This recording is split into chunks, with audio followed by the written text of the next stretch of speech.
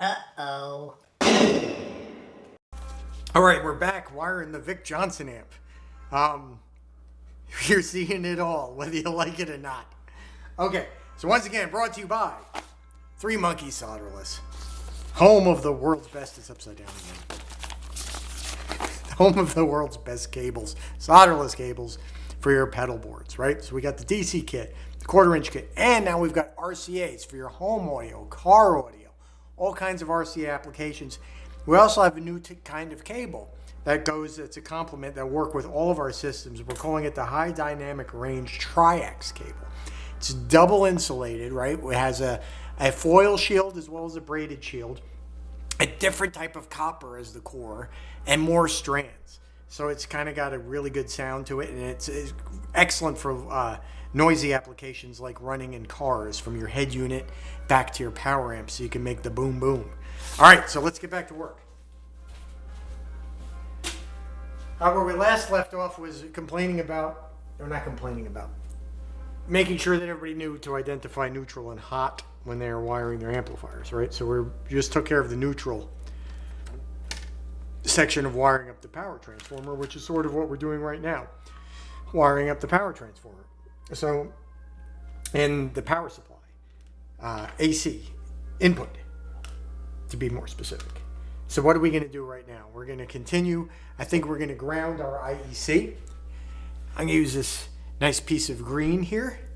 And this is a critical, I can't stress that enough, critical, did I mention it's critical? It's a critical connection, right, for safety. You got to be careful. You got to take, you don't have to be like paranoid, but you have to make sure that you're doing a good job, that you didn't mess up when you stripped the cable and nick the wire and make it something that might break sometime, right? You don't want to do that. So we're going to make sure your solder joint is good, all right? Because if this fails, and you're going to create a problem for somebody, maybe. That's not a good thing. So I'm also going to tie it up with the rest of these, right, for extra support. And I'm going to leave it kind of long, right? So I'm going to cut it about there. So that way it has, if this receptacle were ever to pull free, and I've done my best using stainless locking hardware to keep it on there, but if it should ever pull free, you have the ground wire being longer than the other wires. So theoretically, it should pull free of the AC before the ground breaks, right? So the ground should have more slack than the 120 should. All right, so I'm going to make the 120 to the fuse, which goes from here to here, as short as it can be. And I'm going to make my ground wire long. So if this pulls out, which, with a detachable cord, it's not really gonna, but force of habit, should it pull out, it'll break this before it can break this, right? So that's something that you...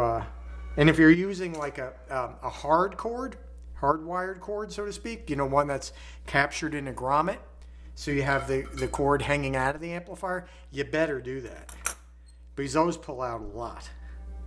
The amplifier, someone bumps into it, and it falls off the stage or something like that, falls off the cabinet, or somebody's running behind the stage.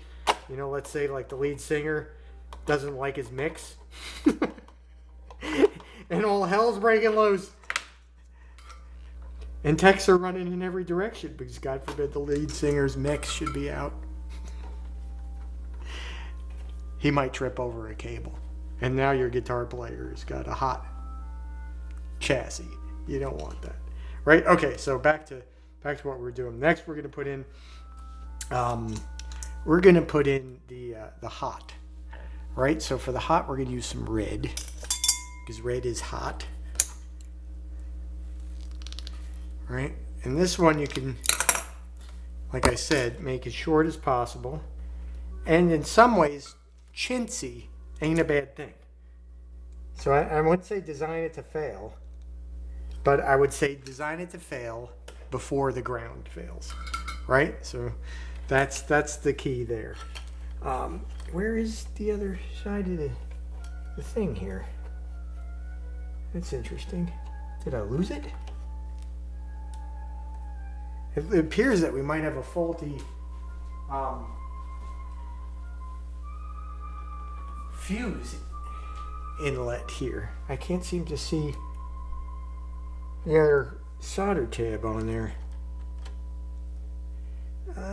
Where'd it go?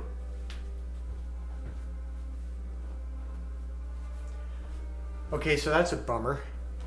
Let me pull it out.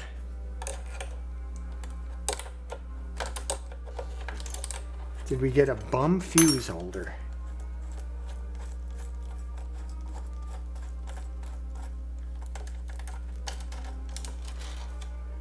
Well, I'll be darned. We did. Aw. Alright, so we gotta stop here.